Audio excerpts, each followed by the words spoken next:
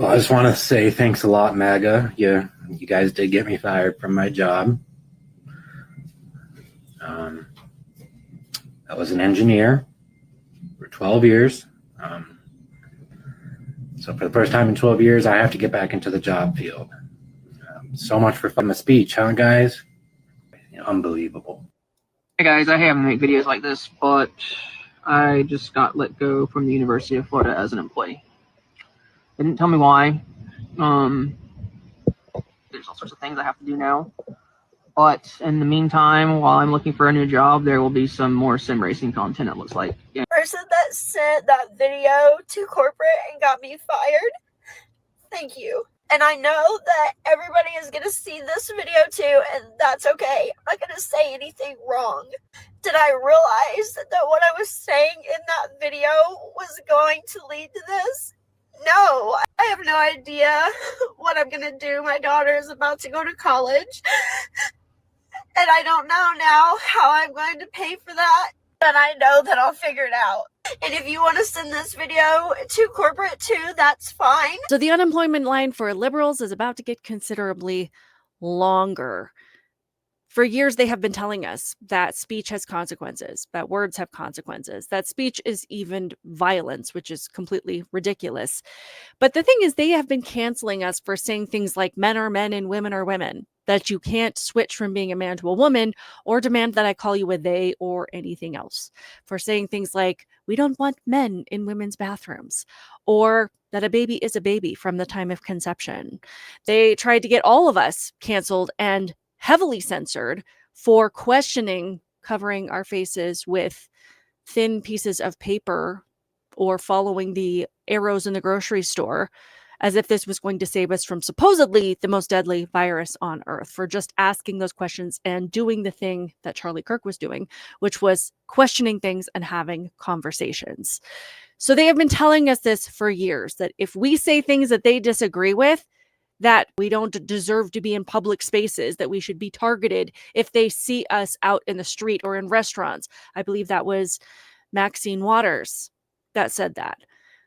And we've largely, for the most part, put up with it, dealt with it, and said, you know what, as vile as those things are, you still have free speech. And we have been heavily banking on people like Charlie Kirk and those who are willing to go out there and challenge these ideas to slowly chip away at them through conversation. And they took out one of the leading figures of that movement that this world has ever seen. Now, they are at the finding out point of their existence, because we've never targeted them for just being vile or being stupid.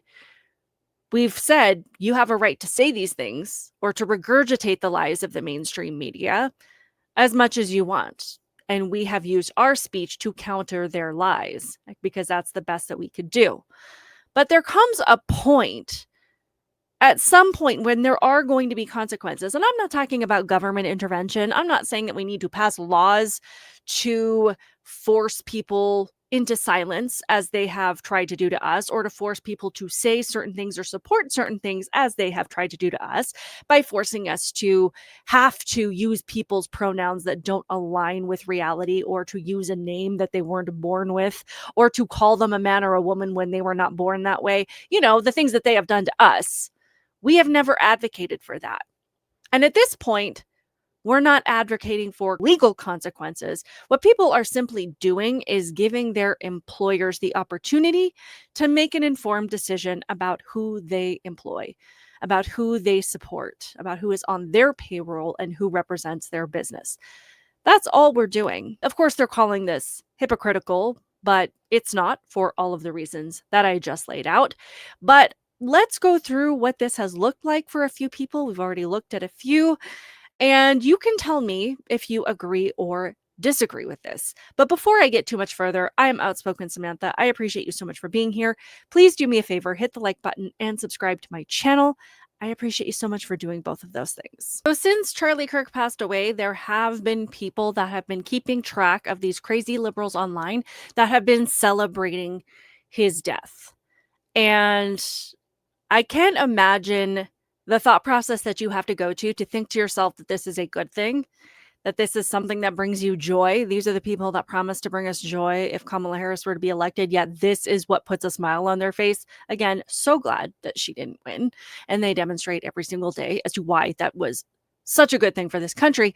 But to have the thought process to think, I'm going to celebrate this and I'm going to put it online. It says a lot about where we are at as a society when people aren't even hiding how disgusting they are as human beings. The fact that they have no soul, no morals, that they've lost their humanity. And they think that if they put it online, that they're going to get likes, that they're going to get clicks, that they're going to get followers, that they're going to become more popular.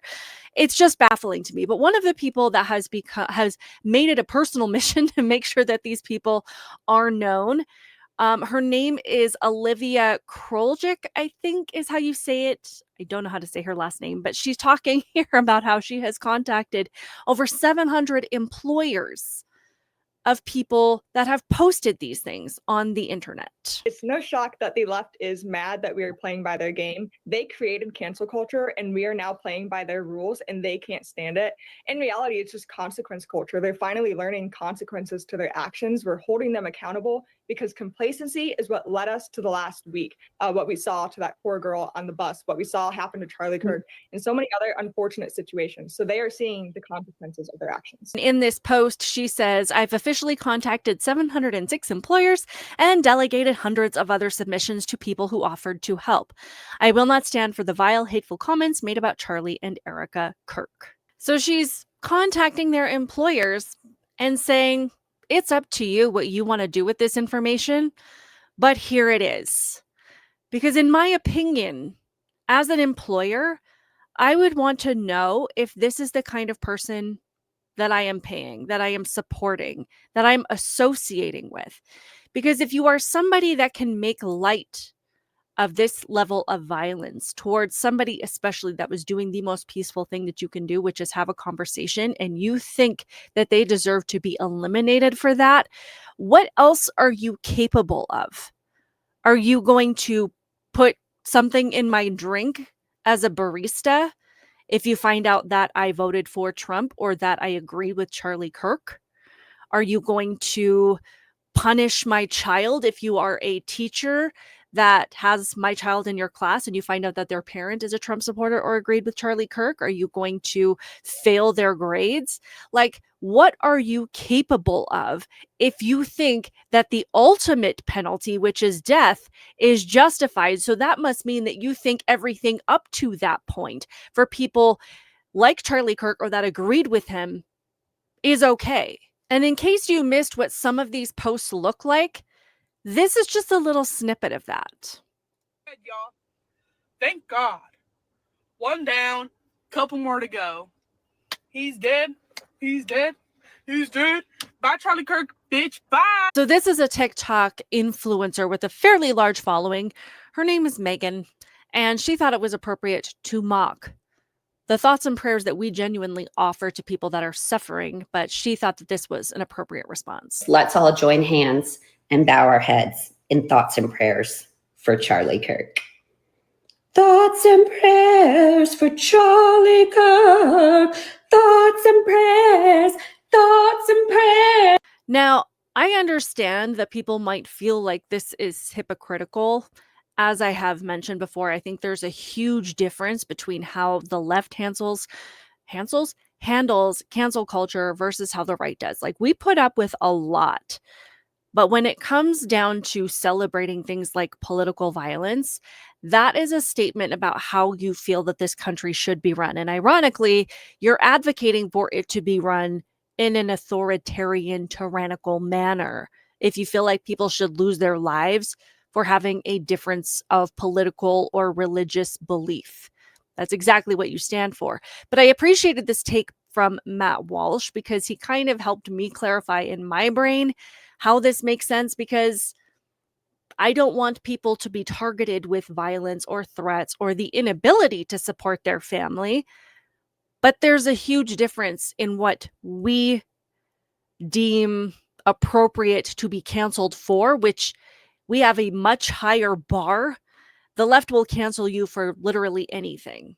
So here's just a couple minutes of that. It's a fundamental difference between the cancel culture that the left engages in and the quote-unquote canceling that the right is doing in the wake of Charlie's assassination and the left's celebration of it. The difference is that the left will cancel you for saying objectively true, good, and normal things.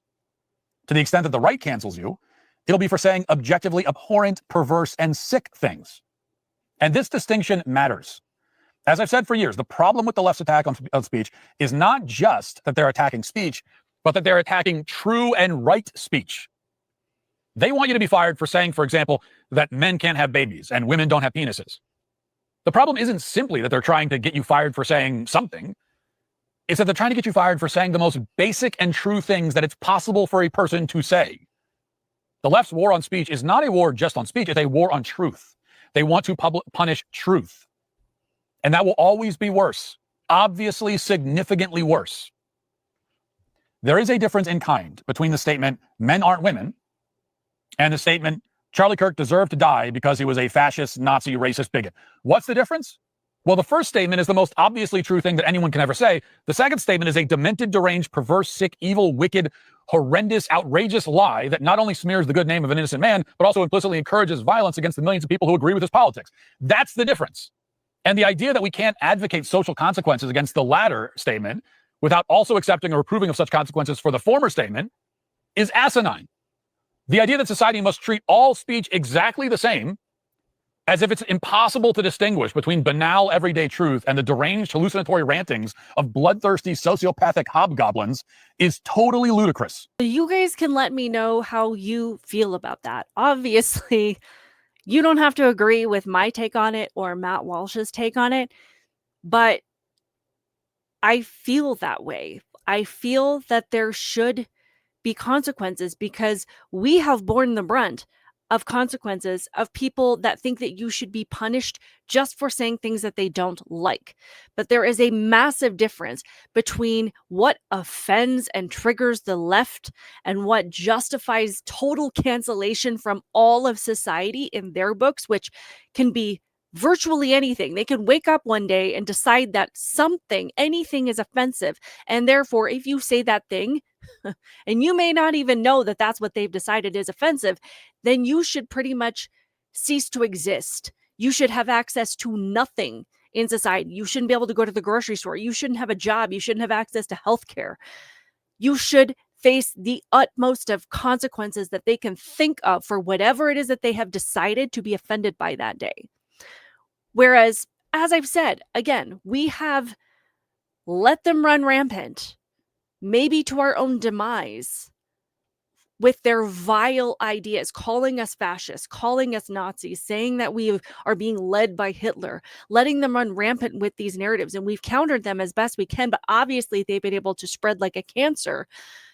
And we've been like, this is what happens with free speech. Eventually, the vile ideas are going to spread, and they are going to spread like a cancer, and they're going to poison people. And that is going to become stronger, but we still cannot create the precedent that we should hold people legally responsible for those things. But that doesn't mean zero consequences at all. And I just don't think that we can make it an equivalent, everything that they try to cancel us for versus this, because they are actually advocating for political violence, meaning how you vote, what you believe, is justification for you to be targeted with violence. And a lot of them had said, one down, more to go.